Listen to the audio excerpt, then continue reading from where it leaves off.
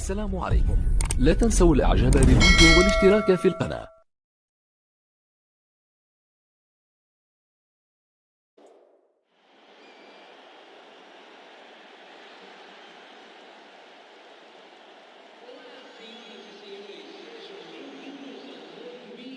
أهلا وسهلا بكم مشاهدينا في كل مكان. اليوم مباراة بالتأكيد ستكون ممتعة لأنها تجمع فريقين يعرفان طريق البطولات وكيف يخوضان هذه النوعية من اللقاءات.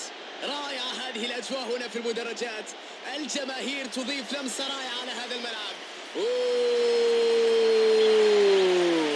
شيء جنوني وغير عادي.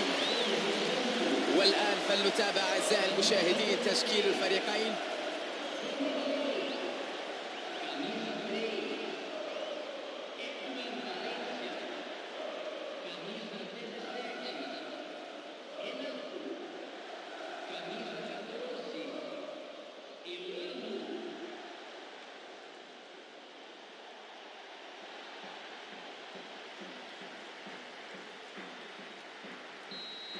جدا عصيبة طويلة، ودائما ما تكون ركلات الترجيح هي الطريقة الأصعب لإنهاء المباراة، لكن أظن أنهم أبلوا بلاء حسنا بالسيطرة على أعصابهم والفوز.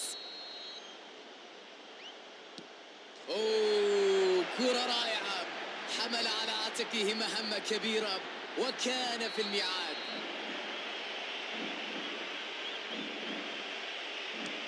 الله على هذه اللقطة، على هذا التصدي المذهل من حارس المرمى.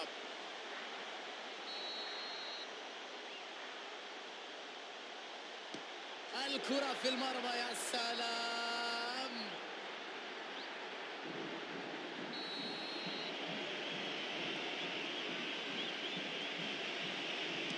يا سلام، نجح في تسجيلها ويتنفس زملاء السعداء.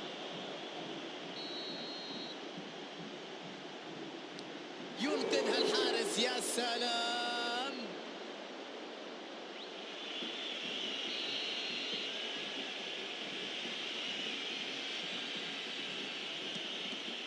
تصدي رائع ولا في الأحلام من حارس كبير.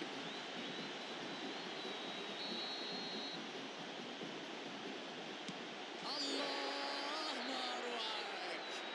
بوم. الآن قد تتغير الكثير من الأمور مع ركلة الجزاء هذه.